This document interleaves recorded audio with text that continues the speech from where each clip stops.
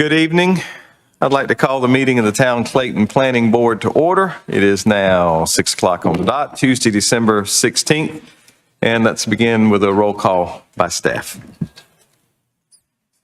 Good evening, Chair. We'll go ahead and do the roll call. So Chair Dupree. Here. Vice Chair Applewhite. Here. Board Member Williams. Board Member Gleason. Here. Board Member Sarasky is excused. Board Member Bland is excused. Board Member Carter. Here. Board Member Hooker is excused. And Board Member Hall. Here. And Board Member McCurney is excused. So we do have a quorum, sir. Thank you. Barely, but we've got one. All right, thank you. My name is Jody Dupree. I am the chair of the Town of Clayton's Planning Board. Just for informational purposes, to let you know, the board is composed of volunteer members of the public. We're appointed by the Clayton Town Council. The Planning Board is responsible for providing recommendations on conditional and conventional rezonings, text amendments, and town plans. Just remember, any decision that is made here this evening is a recommendation only. The final decisions are made by the Town Council. A little later on this evening, we will welcome public input and discussion. When that time comes, we just ask that speakers wait until they're recognized by the chair before addressing the board. And also, when you come up tonight to speak, we'd ask that you give your full name and address for the record. And just in the interest of time, we'll give the speakers 3 minutes, a maximum of 3 minutes each. And we will ask you to conclude if you exceed that time. All right, at this time, before we get started, I'd like for us to stand and pledge allegiance. I pledge allegiance to the flag of the United States of America and to the republic for which it stands, one nation, under God, indivisible, with liberty and justice for all. All right.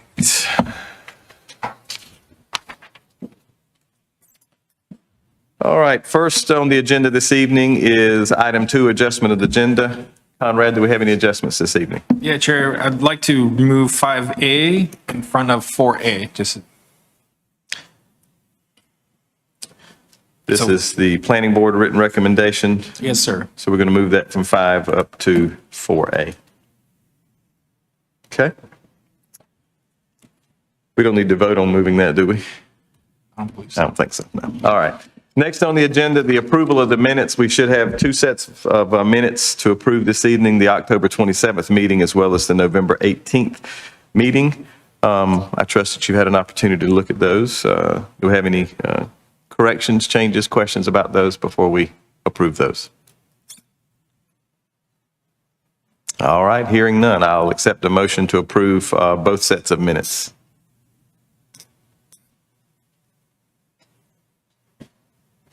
I move that we accept both sets of minutes as submitted. All right, we have a motion to accept. Do we have a second? Second. We have a second. All in favor, say aye. Aye. Aye. All right, the minutes are approved.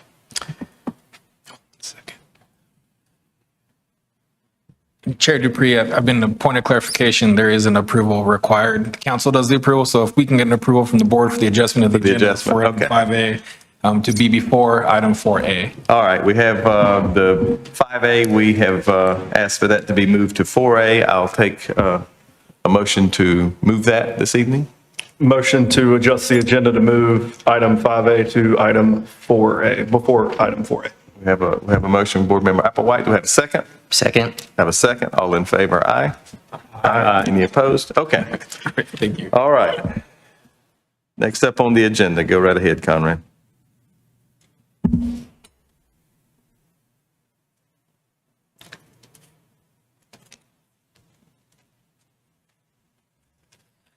Good evening, Chair. Conrad Olmedo, Planning Director. Before the item of the public meeting, I wanted to present this new sort of procedural aspect with regard to the planning board, just to introduce it so that way you're aware of it before you take your action this evening.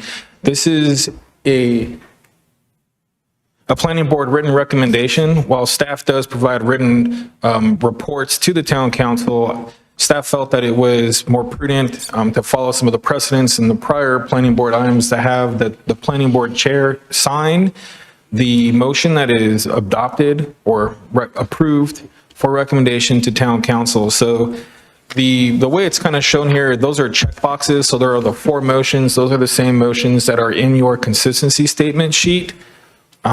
We have this motion already printed out and given it to the chair. And so you're able to check which motion the board is recommending. There's considerations for any additional or other action by the planning board. So if this motion contains other considerations that you would like council to consider. And there's also an option to send the application back to the town technical review committee for review and to bring it back, to back the request to the planning board. So those are some options that I'd like to introduce the board to. And at the end of that, you see that the recommendation is made during the planning board meeting held on December 16th, and it's signed by the chair. And so I wanted to introduce this new layer of just accountability and process for the board. All right, since we had to make a motion to move this to the thing, do we need to make a motion? Do we need to approve adding this from here on out? Oh, once this will now, that's a great question. So this is going to be included in your, what is it called? Your agenda packets. So we'll include this as an item and we'll have it printed out for the chair at every meeting. You won't have to have this as a separate item. And this is just introducing this new piece of, I don't know what the right word, process? Documentation. I'm thinking paper, but there's a better word for it, right? Yeah, documentation. I appreciate it. Perfect. All right. Thank you very much. I have one question. And sorry, Conrad, I didn't get a chance to look at this prior to the meeting. Apologies. So last meeting, we had an example where we tabled something. How does that fit into here? That would be that last, that bottom bracket right there where it said send the application back to the town technical review committee for review and to bring back the request to the planning board. All right. Is that it for that one? Yes, sir. Thank you very much. We will move on to item, I guess now it is 4B. 2025-94 CZM Hebner Mayo Properties, Type 3 Conditional Rezoning Major Modification. And ask Mr. Tate to come up and present to us.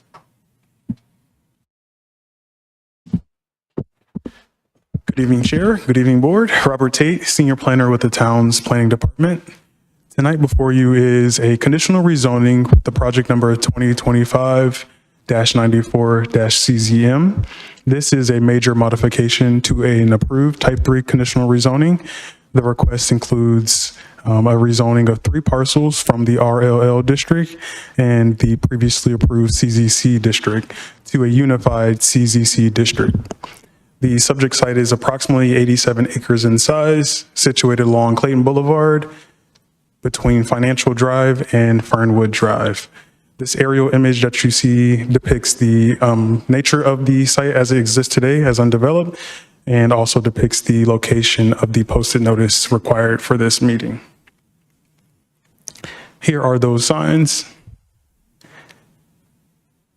So here you'll see our 2 maps. The top is a current zoning map showing the split zoning on the site, which is CZC and RLL, and the bottom map shows that unified CZC district. Here is the proposed concept plan. This may look familiar as this project was previously approved under the project number 2025-23 CZM.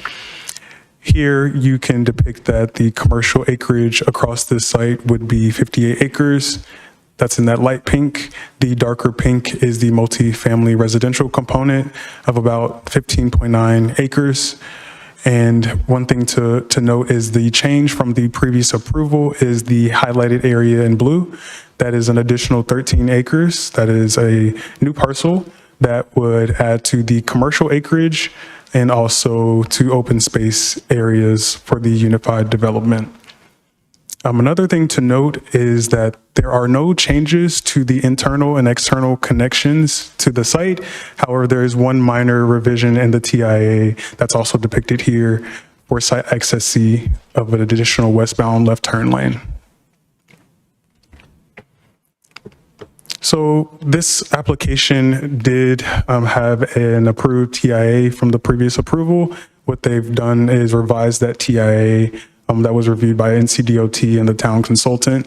And as noted previously, with that one revision of including an additional westbound left turn lane. There's still going to be 2 new signalized intersections with this project. And just another thing to note is that any change in the mix of uses or intensities at the site plan stage may trigger another revision to the TIA. For your reference, here's a visual of those improvements, off-site improvements.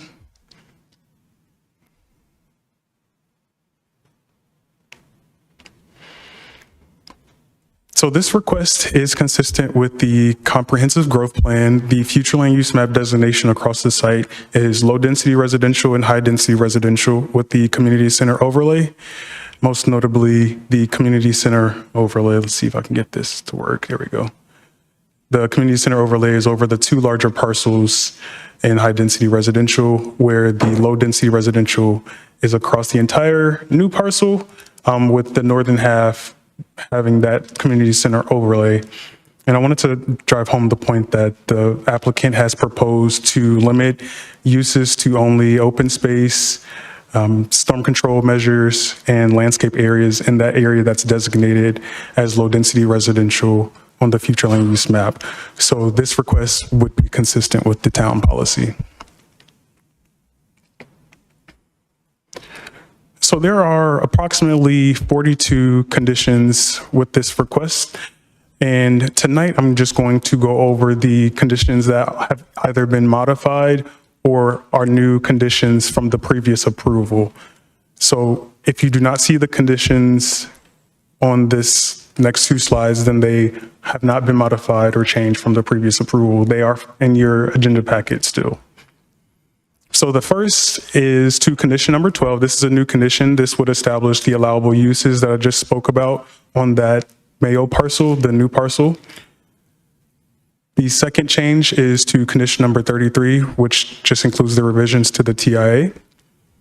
The third change is condition number 38. That provides some flexibility in the number and configuration of the landscape strips required within some off-street parking areas, provided that the total width, of combined strips equals the total width of the required landscape strips. The fourth is to condition number 39. This is a modification to increase the maximum number of parking spaces between landscape islands. Today, the UDO allows only 12 spaces to be within those islands. The applicant is looking to increase that number to 16. So 4 additional spaces between islands. They would still be subject to the shade tree standards, so they have remained to be consistent with the UDO in that. The fifth change is to condition number 40. This provides some flexibility of the placement of plantings in a streetscape buffer. The sixth condition, number 40, allows the placement of planting materials within landscape islands to allow for a 2-foot vehicle overhang from the face of the curb or wheel stop.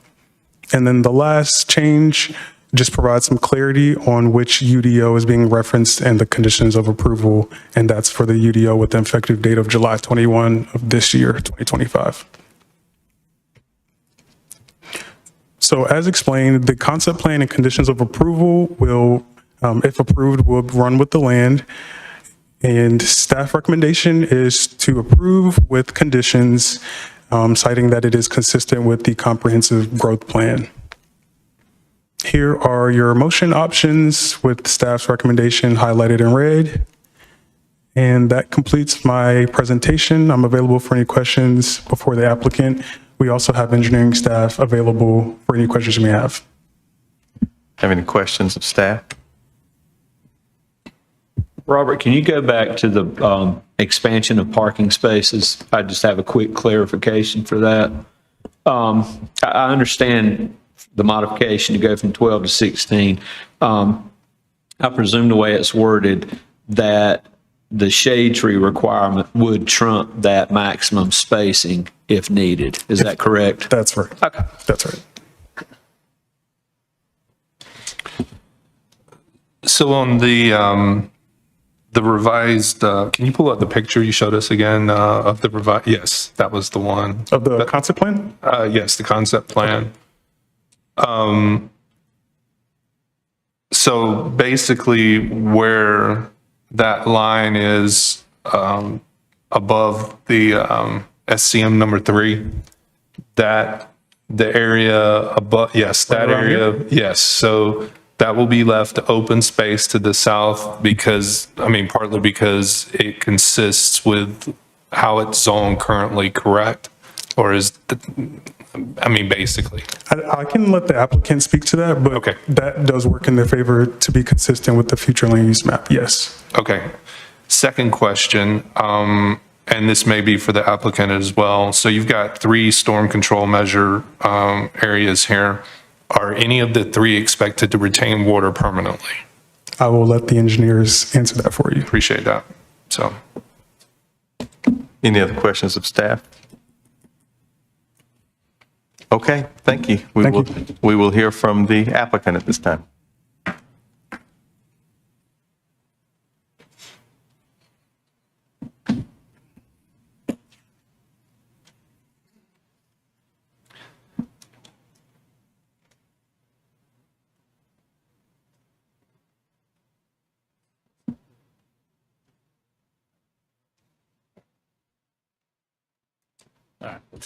Good evening, Chair and board members.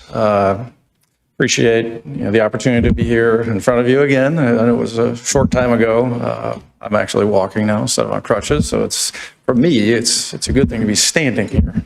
So I'm not going to try to bore you with the other stuff about Casto unless you want to hear about it again. I mean, I think it may still be somewhat fresh in your minds. Just that we are a kind of central, Midwest and Southeast company. We've got about 26 million square feet of retail and commercial space and about 5,000 plus residential units in our system. So again, we've got the experience to do this type of project, as we've said before.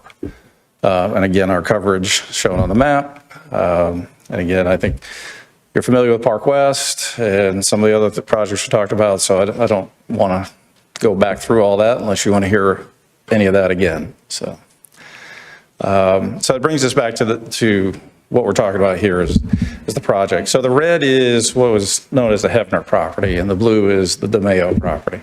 We have the opportunity to get control of the Mayo property. It is within your ETJ, and it does have, as you saw, the future land use on the front portion for community center, which is consistent with what the Hefner property is. So we had the opportunity to get control of it. We had the opportunity then to also bring that in as a separate rezoning, or to bring it in and modify our plan so it could be part of a bigger unified rezoning. We thought the right thing to do is to bring it in to modify it so that it can be part of an overall development rather than a separate rezoning with some other conditions, and to try to be consistent with the overall plan that we're trying to create. It is about 13 acres, and so it brings the total of the total project to about 87 acres. There we go. And as you just referenced, looking at the pond and on the Mayo property, the SCM3, we strategically put it in that location because it sits between residential lots. I feel it was appropriate to be putting, other buildings in between that small portion of land. Being able to put a 40-foot buffer around that property, use it as a stormwater facility, and keep the commercial to the front, which is consistent, again, with the future land use plan, we felt like was the best and most appropriate use for that portion of the land. And the buffers that were referenced in the Hefner zoning remain the same in this. So there's no changes to that. It's a 40-foot buffer around the perimeter against the residential. And then on the other side, on the other commercial, we're at 10 feet. As Robert mentioned, we did update the traffic study. We added 50,000 square feet of commercial use to the property. So that was reviewed by DOT, approved by DOT, reviewed by staff, and your outside consultant approved by them as well. It resulted in the addition of an additional left turn lane at what is known as Access C, which is the easternmost access point. And that's a signalized entry. It is not a full access point, but it's a signalized entry. It's right in, right out, left in. All the other improvements remain the same. So there were no other additional improvements required, and we are moving forward with DOT on plans and going through the approval process. Again, this reflects that zone. You can see the Access C. It reflects, which is on the far right as I'm looking at it. It shows the two left turn inbound lanes. And again, the type of architectural, features, uses, and so forth are the same as what we showed you before, meeting the UDO requirements and carrying that forward with the residential component in the back as well. So, and that brings back to the concept plan. So try to keep it short. If you have any questions about any other things, or maybe a couple points of clarification, maybe regarding the landscaping. So the idea to consolidate these strips, it allows us, the UDO has minimum requirements. This allows us to get a wider width on that strip and be able to get survivability of trees, organize the parking lot a little bit better. Same thing with the 12 versus 16. It allows those islands to be a little bit bigger and create more survivability of the trees. So if there's nothing else, I'll sit down. And You had, I think there was a question about those ponds. Do they keep water in them all the time? Will any of those? I'll let Jim Clark, our engineer, answer that question. Okay. Good evening. My name is Jim Clark. I'm a project manager at Withers Ravenel, site civil engineer on the project. Each of these ponds is a wet pond. It has a permanent pool that's maintained by an outlet structure. And so during a storm, it will have the water from the land come into it. The level would rise above that permanent pool. And then over a period of 2 to 5 days, it would drop down to the permanent pool again. And that permanent pool is intended to be maintained at all times.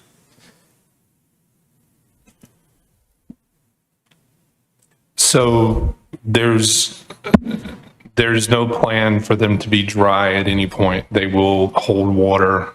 Yeah, the only time that it would not have water is if it was pumped out for maintenance or dredging or something like that. And when it's operable, it has a permanent pool in it. Okay. Has there been any consideration about putting aeration in there? A fountain? Yeah, I mean, we have not considered doing that. That is something that is feasible, but not typical, not required by the state statute. Understand, yeah. So it is something you would consider for the well-being of the pond and, putting a fountain in? It's not.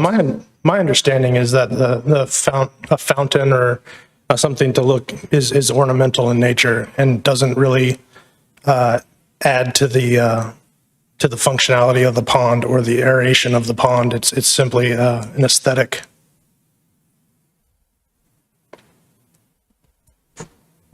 One quick question for the stormwater ponds as well. I understand this is still a concept plan. Do you envision those stormwater retention ponds moving anywhere else throughout the property as you continue to go through development of the property? Because I think that's going to be really important as we talk about surrounding impacts, is the location, particularly as it kind of that parcel fits right in between the middle of the neighborhood. Yeah, I mean, these locations that are shown on this concept plan are part of the rezoning. They're shown in their locations where they're not intended to move. And we currently have subdivision plans that have been submitted to the town that show these ponds in the exact same locations that they're shown here. Okay, thank you. I appreciate it. Thank you. Any other questions of the applicant?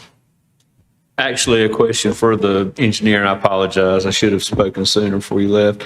Regarding the stormwater ponds, and I know I do this all the time when I'm doing preliminary planning, I'll put an amoebic shaped blob on a site plan as a placeholder for stormwater containment measure, are the shapes that we're seeing on the concept plan, are they anywhere near what's designed, or is that just a representative placeholder for the concept plan? Yeah, when we draw this concept plan, we do what you just described as a blob, and try to keep it rough. But essentially, the footprints that you see there are pretty close to what we came up with. SCM1 is in between easements and wetlands and is pretty constricted, so that can't really go anywhere. SCM2 remained pretty much where it is, and SCM3 remained pretty much where it is. So. Who's going to be responsible for, and I know this is maybe a question that's for down the road, but who would be responsible for inspection and maintenance? And I'm really focused on the inspection aspect of the stormwater ponds, because I see a lot around this area that look like they have not been inspected and maintained in a long time. They're basically overgrown. So I presume that part of the development, and this may be more for the developer than you, but I presume that these will be, given their location and the nature of what's going on in their proximity to the existing residential neighborhoods, that they will be on some kind of regular inspection schedule and regular maintenance schedule. Yeah, these ponds are permitted through the state with the statutes of the state of North Carolina as for a wet pond that requires an inspection once per year. Okay. Yeah. And that would be the responsibility of the developer. These ponds are all going to remain in a remainder parcel, not part of any lot, and they'll have that parcel under ownership and be responsible for the maintenance of the ponds. Thank you. Any other questions of the applicant or the engineer? I have a couple of traffic questions.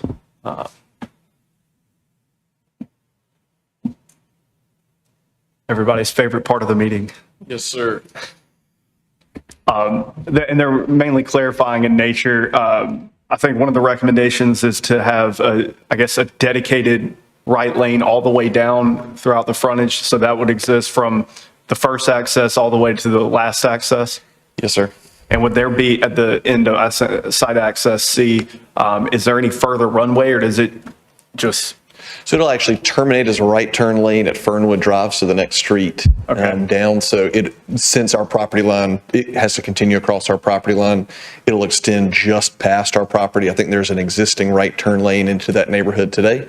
And so it'll connect into that pavement at that right turn lane, and that's how it terminates. So we're not going to have people weaving in and out of it right at the end of the property line. And so it'll continue, and that would theoretically help folks that are trying to get into the neighborhood as well. Yes, sir. That's exactly right. Okay.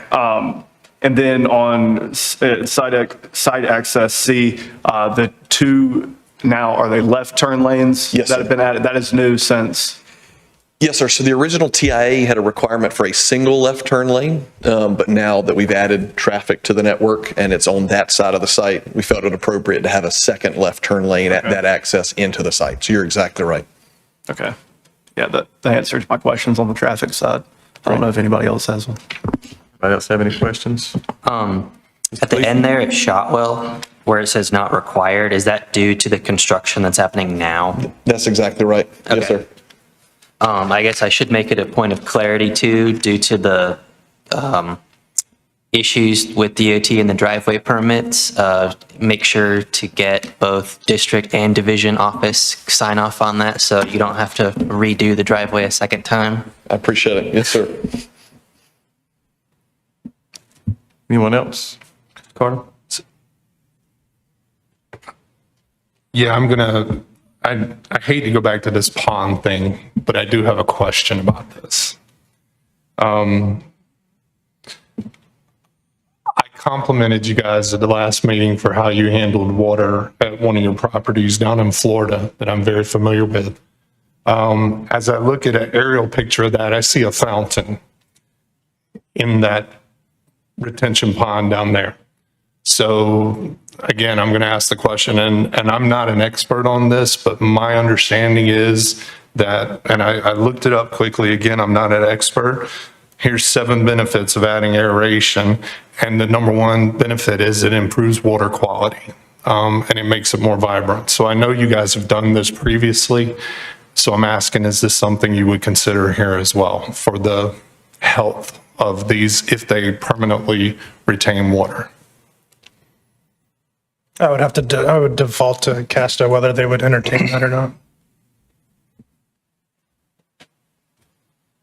Yeah, I think the project that you're talking about in Sarasota, it's a little bit different. And I don't know I'd have to go back and find out whether we installed it in doing that front piece or the master developer installed that into that. And it really was, I think it was an existing pond. And it is considered kind of a wetland area, I believe, or part of it is.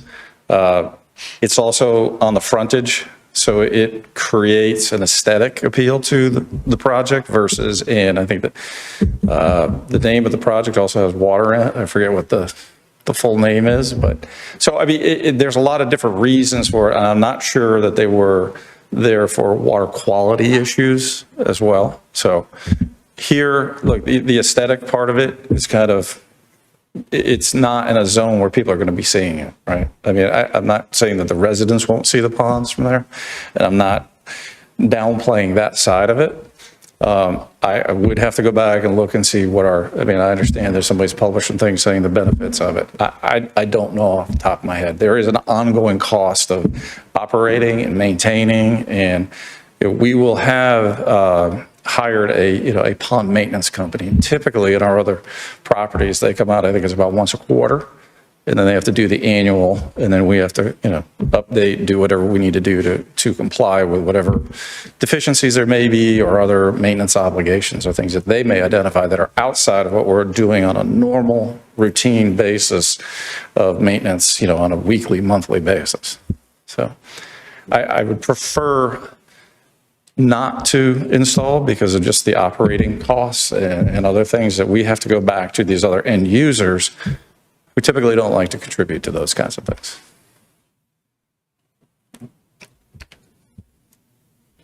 Thank you.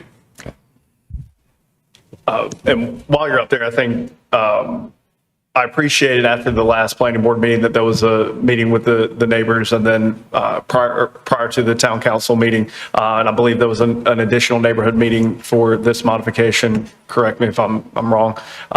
Could you speak to some of the concerns that were, I guess, ongoing concerns that were shared and how y'all have tried to navigate those with the surrounding neighbors? Yeah, so there was an initial community meeting before the application was submitted. I was not present. I was recovering, so I would ask Brendy maybe to answer some of the specific concerns that were there that are not things, if I miss anything, okay? And then we also had another community meeting, or a virtual community meeting 3 weeks ago, 2 weeks, 2.5, 3 weeks ago. Just again, to try to be as transparent as we can be with everything. And, I can't stand up and tell you who all the tenants are. So I can't do that at this point. But I think the primary concerns were traffic, and what's the impact going to be to in and out of Fernwood Drive, right? The buffers, the stormwater pond location that, we're truly committing to that. And I think as Jim said, what you see on this plan is where the stormwater ponds are going to be. And I would suggest that I would probably be even stronger and say I think what you see in blue is really close to what they're actually going to be. So I think we've tried to react to those things. There were some concerns brought up about, some mosquito issues and other things that are ongoing, and concerns, would this contribute to that? Typically, the stormwater ponds, you get, rain. It doesn't take a lot. Just a little amount of rain pushes it through the pond, keeps the water moving, and that's what occurs. In times where you don't have a lot of rain, you also get settling. It's kind of all the sediment that's in the ponds will settle, and that helps kind of get you water quality and clearer water too. But I think those were the primary concerns. But is there anything that I missed?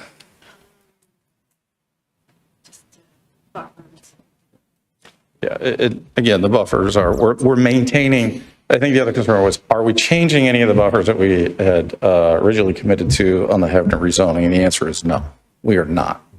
Those stay exactly the same. We've only asked for some clarifications on some of the landscaping. the islands that would come back. Everything else that was in there stays as it was, other than, adding turn lanes and so forth. That helps. Thank you. And I will say that in my professional career, I manage a number of properties that we have 18 fountains. And I will tell the folks on the board here, there is an ongoing maintenance to a fountain. The three, we jokingly say the three stages of life of a fountain are recently repaired, needing repair, and under repair. And they always fall into one of those categories. So somebody will have to maintain those if a fountain goes in. Any other questions of the applicant? Okay, thank you very much. Thank you. At this time, we will begin the public portion of our meeting. Again, I would remind you that if you would keep your comments to 3 minutes or less, and when you come up, if you would state your name and your address, we would greatly appreciate it. Somebody's got to be first. Looks like Bill, I'm thinking. Very much wanting to go. Okay.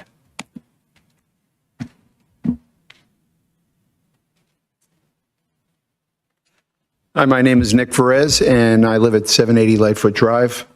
It's the house right at the bottom of the wetlands between the two retention ponds. And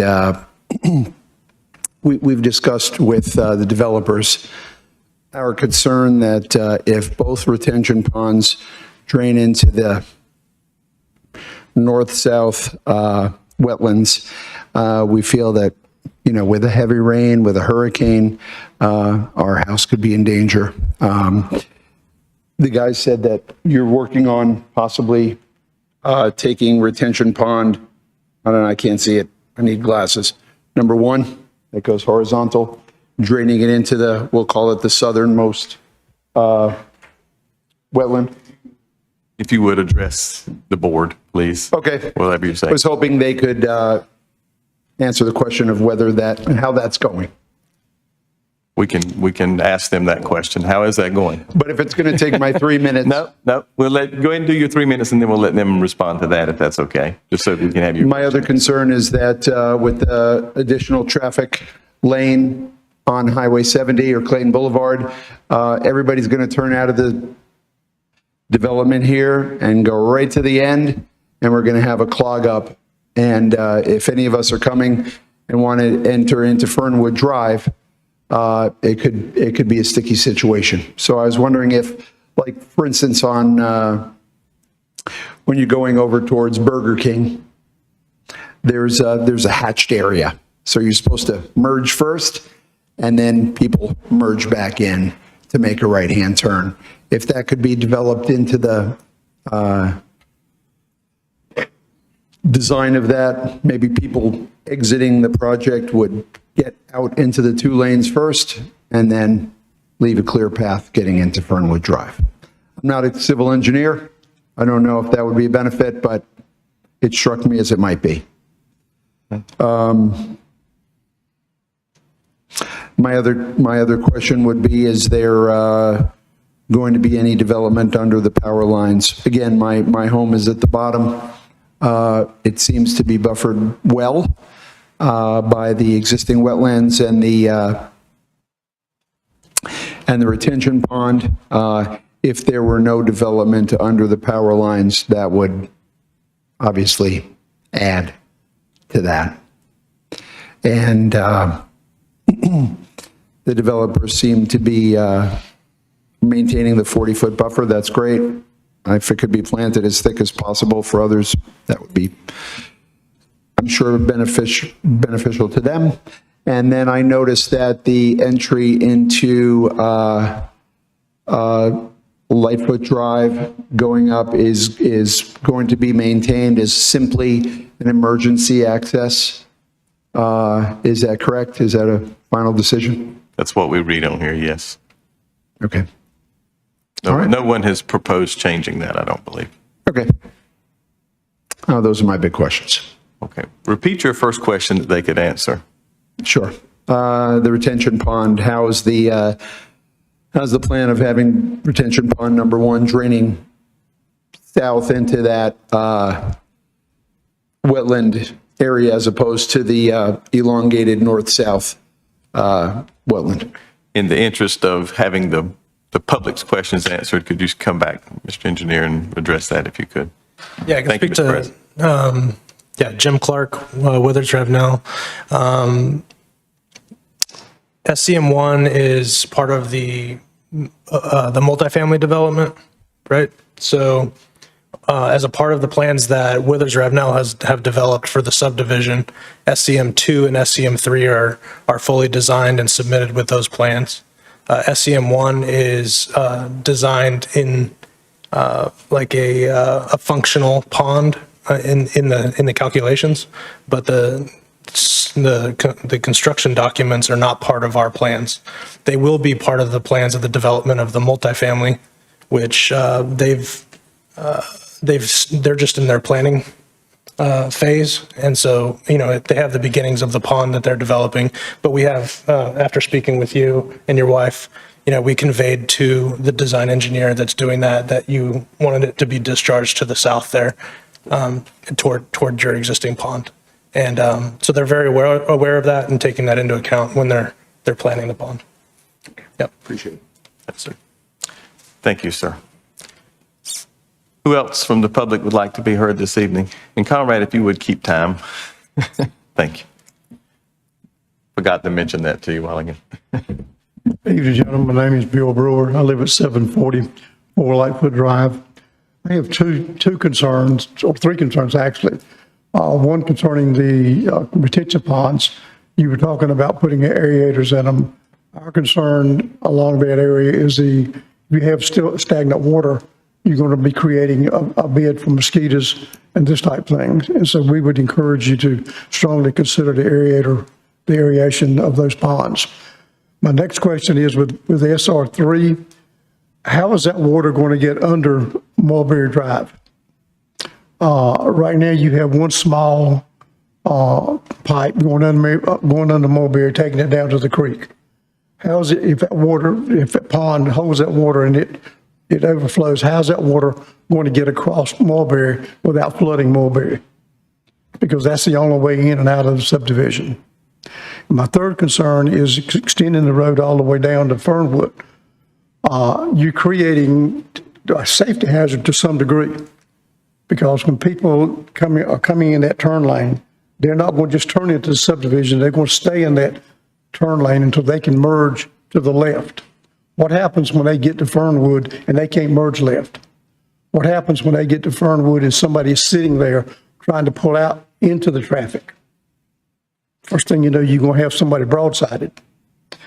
I would suggest that you have the third turn lane extended all the way to Shotwell Road. Most of that road with the new improvement is already there. You have maybe 200 feet, 300 at the most, to extend that road all the way to Shotwell Road.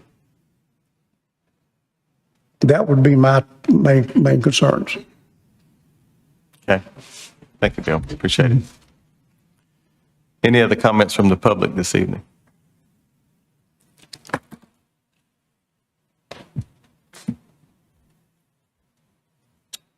My name is Art Mercer. I live at 741 Lightfoot Drive. This project does not border my property. However, with the retention ponds, and I'm really glad that y'all have taken that into consideration tonight, and that'll cut my comments quite short. But there's an organization called Doctors Without Borders, and my concern is mosquitoes. They don't recognize borders. And aeration is essential for water quality, for getting rid of algae, helping with the sediment. And a real concern here is a majority of the people that live in Dogwood Forest are on well water. And so water quality is very important. So I just ask that you plug for aeration. Thank you. Thanks, Art. Any other members of the public? Sir?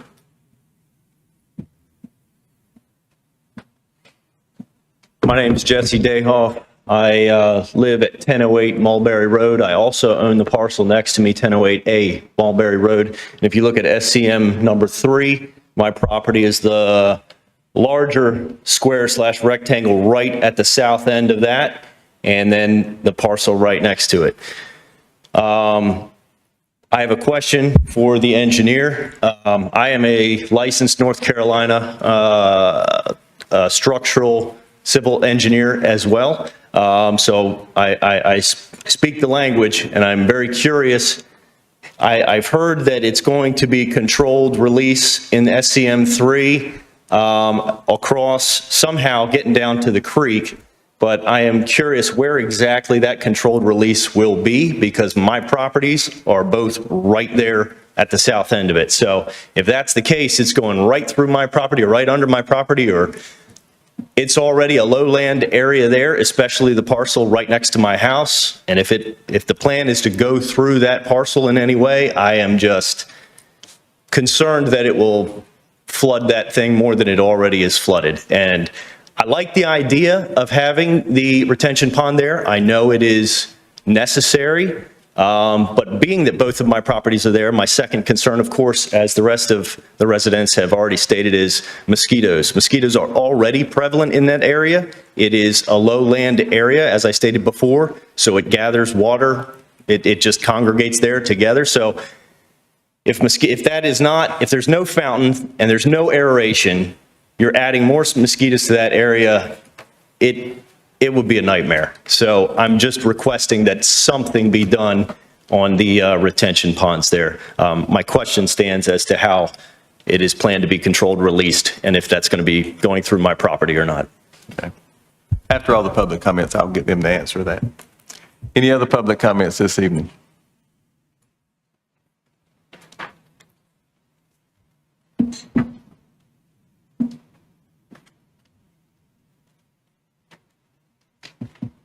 Good evening. My name is Kimberly Perez, and I live at 780 Lightfoot Drive, and my house is at the base of the biggest pond there, number 2. And my concern is flooding of my property. They've come out to our property, and they've planned on putting bigger culvert pipes underneath a driveway we have going to the back of our property. But we also have a small little creek, a little waterway that's protected, I guess by the state, I'm not sure who. And it's probably about 2 feet wide and 1 foot deep. And I'm just really concerned that that's not going to hold the water that's going to be coming through those 2 big culverts. And we've asked them if they can dig those out, and they said, no, we can't, it's protected. So my question is, and my concern is, what do we do about that so that my property doesn't flood? Okay. My second concern is leaving out of our neighborhood onto Highway 70. We're going to have people rushing up from this development and going on to Highway 70 at the last minute, like most people can or will do if they have no other option. And what they're going to be doing is keeping us from entering onto Highway 70 at a leisurely pace and keeping our people from, possibly entering during rush hour traffic and having to wait until the traffic is lighter. And it's also just a concern pulling out. How do you know somebody's not going to just not slow down and hit you? I think the way that the turn lane is being created, it doesn't make sense that they don't just continue it all the way to Shotwell. Okay. Those are my concerns. Thank you very much. Thank you. Anyone else from the public this evening? Okay, hearing none, I would ask the engineer to come back up. If you could speak to that question about where the water's going from SCM3, how it gets across the way there. Yeah, as the gentleman mentioned, it is a low-lying area in the lower left corner of that parcel, in the southwest corner. So that is the natural place where you would discharge the water. It currently goes there, and it'll go there after it's routed through the stormwater pond. So it will discharge to the same place that it discharges now. And Is that area able to handle extra if there's a bad storm and it all washes down into that pond and then overflows? Is it going to be a problem for these folks' property? well, certainly, as in a regular storm, if more water comes, you may have more water showing up at your doorstep. But like the pre-post analysis, pre-development versus post-development analysis that's required with the design of a pond is going to adhere to the standards of the town of Clayton. So there's several design storms, 1 year, 2 year, 5 year, 10 year, 25 year. The pond is designed to route those storms successfully and to meet pre-post requirements. And then to speak with to the aeration thing, I mean, I mentioned that I thought it was mostly an aesthetic, and I would maintain that it is an option. It's optional, but the state has requirements for the design of wet ponds. They require that storms be drawn down in a certain amount of time. They have to be held for at least 2 days. They have to draw down within 5 days. That's to allow sediment to fall out. That's part of the requirement so that it is cleaning the water to the state standard. And then, we do an analysis of impervious surfaces before and after, and where there's a certain level of water quality that's mandated by the state of North Carolina. And you do that by treating it with these exact ponds. And to the extent that you don't do that, you purchase credits from the state so that they can run water quality across the state, other projects. And so it's more of a holistic approach on the state level for water quality. And but these ponds are designed, and they're a tier 1 facility because they do clean the water very efficiently. At least 85% of the total suspended solids are pulled out. Otherwise, you wouldn't be able to claim the credits that we do with a wet pond. I would say 2 things. Number one, you're right. I mean, when there's a big storm, the water goes somewhere now. But right now, it's 87 acres of woods and grass to soak up a lot of water. If it's all in a pond and all being directed in one spot, it's a little bit of a different situation when the storm comes up than it is presently. And I don't think anybody was concerned so much about the water quality as they are about mosquitoes. Mosquitoes don't like quality water. They like really still water. And so I can understand why these folks would be somewhat concerned with the mosquito situation. Yeah, I would add that like this area here, particularly around SCM 1 and 2, it's a protected wetland right now. So I mean, that's standing water, and so this is not going to be much different than that. It might be a little bit more surface area. This is additional standing water. Additional standing water, yeah. It's not in the wetland, so it's going to be similar to that. So. But as Tom mentioned earlier, any wet weather moves the water and would move, nesting mosquitoes' homes. So that is true. And what was the other point I was going to make? Just taking into consideration this project specifically in the pre-development conditions. It's wooded, it's soils that are type A, type B soils that absorb a lot of water, right? And so you're paving that over and you're having to detain it. That's why these ponds are so big. And what we've found with, the design that we've done on these ponds, it's the common storms that are the smaller storms that are harder to meet the pre-post. We're not having trouble with the 10-year and the 25. These larger storms are not the focus of the challenge of the ponds. It's the smaller storms. It's because in the pre-development, it barely lets water out, right, in those tiny storms.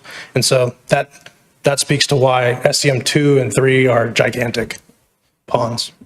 To the point you made earlier about impervious, have you done the calculations for this property on impervious and what that percentage is? For existing? For what you're going, the proposed? Yeah, we don't know all the end users yet, so some of it is estimates, and we tend to make a conservative estimate and size the ponds for future development to be flexible. But yeah, we have some estimates of what we see for the out parcels, what we expect for the anchors, Yeah. Do you know- And the more we develop, the more accurate that can be, yeah. Understand, do you know what that is? The percentage? We modeled the out parcels at 85%, I believe, 85% impervious. And some of the anchors are modeled even more than that right now. So 90 to 95%. And that's to maintain that conservative approach so that we're not planning around a pond that ends up to be too small. And so as we develop those, or we get plans in for these lots, we might be able to dial it in a little bit, but it won't be too small. Okay, thank you very much. Yeah, you're welcome. At this time, I will entertain motion from the board, one way or the other.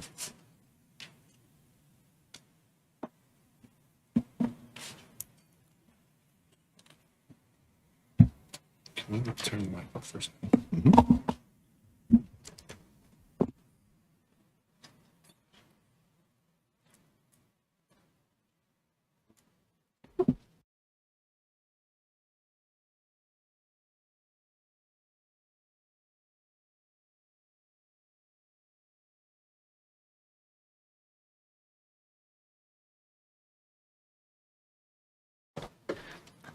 I was actually going to just make a comment real quick.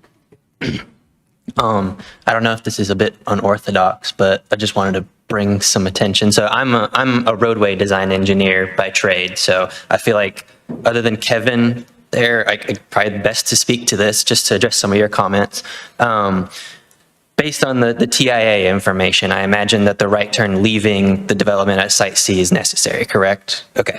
So that being said, given its proximity to your guys' main entrance, from a roadway background, it would be more of a safety hazard to do something similar to Burger King. I know that was brought up, especially since people drive through that cross-hatched area all the time, because I live over that way.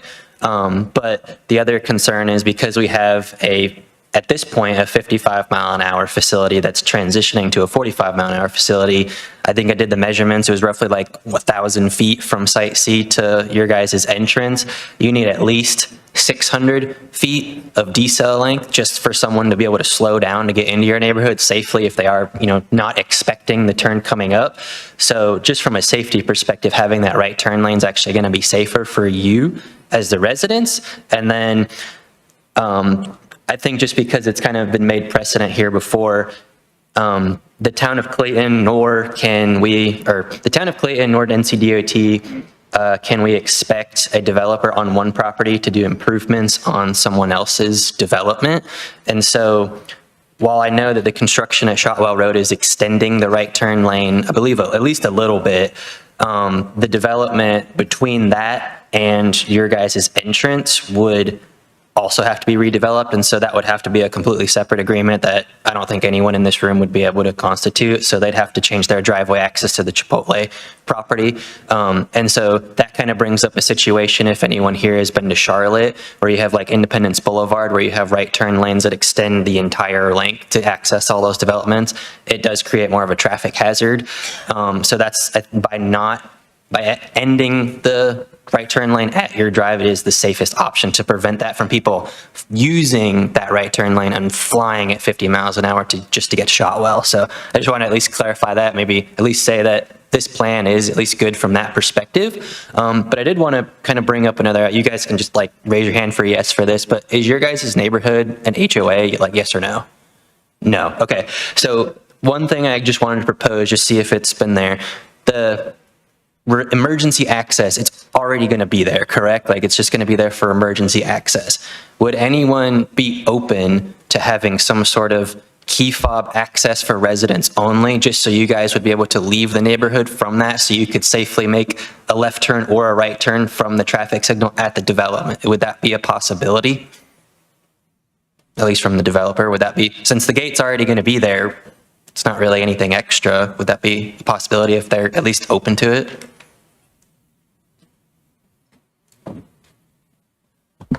I would defer to the residents on what their preference is, but I think what you're asking is for some kind of electronically controlled gate where right now, it's going to be set up as, something that the fire department or emergency services have the key to only, not us, not any of the residents. And that would be kind of our preference, rather than trying to put an electronic gate.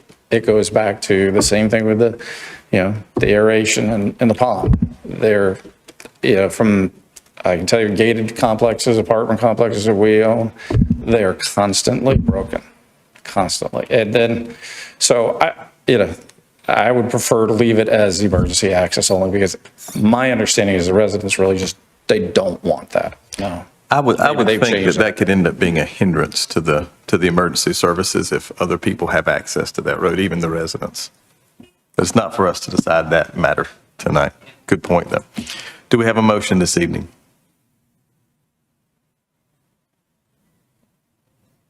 Ms. Tall, you about to make a motion down there? Who's making it? I'll make it. I'd like to make a motion. Motion number one, approval consistent with the 2045 Comprehensive Growth Plan. I make a motion to recommend approval of the Hebner Mayo Properties conditional rezoning, the associated concept plan, and conditions of approval based on consistency with the adopted 2045 Comprehensive Growth Plan, in that the properties are designated in the future land use map as high-density residential and low-density residential with a community center overlay. Goal LU1 preserves Clayton's character while allowing for growth and development in appropriate areas. Policy LU 1.3 encourages non-residential land uses in areas consistent with the future land use map. Goal LU 3, it encourages a range of housing types and lot sizes that will meet the needs of various income levels, family sizes, and ages. This action is reasonable and in the public interest in that the request is compatible with existing zoning and land uses in the area. We have a motion. I think there's going to be some addition to that motion. And if possible, I'd like to add to the motion that once this appears before town council, there is at least some discussion and consideration for aeration, that staff present that when it's presented to town council for their decision, that at least there be some conversation on that. So we have a motion, which is motion one. Added to that is a recommendation to the town council that they have discussions with the applicant about the potential for fountains. Do we have a second? Second. Have a motion and a second. All in favor? Aye. Any opposed? Okay, that motion passes. Thank you very much. Next on the agenda for this evening is new business, and that is 5B.